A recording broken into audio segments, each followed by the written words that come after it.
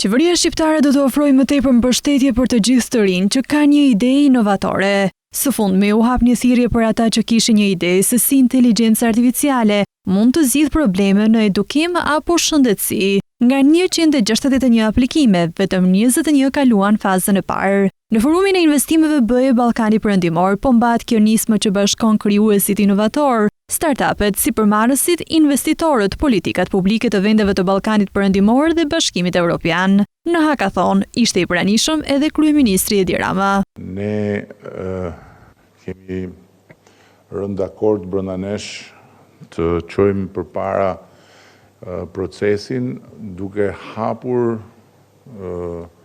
dyert e qeverisë për të gjithë inovatorët dhe duke krijuar një hapësirë të përbashkët me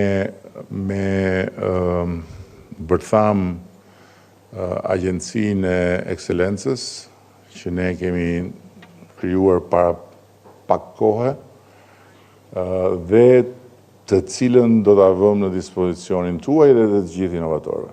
Rama u shpreh se inovatorët përbëjnë një kapital strategjik njerëzor për vendin. Ne kemi sfidën të krijojmë një akselerator shumë fuqishëm në mbështetje të ministres son të inteligjencës artificiale që është vetë inteligjencë artificiale dhe natyrisht që ky akselerator do të bazohet tek ju, tek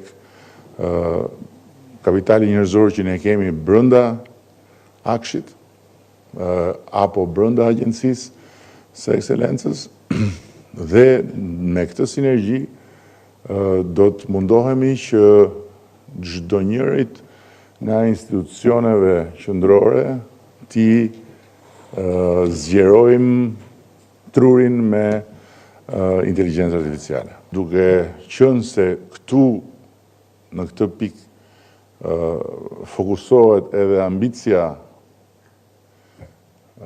për zhvillime befasuese, atëherë kjo ju bën të gjithëve ju jashtëzakonisht të rëndësishëm.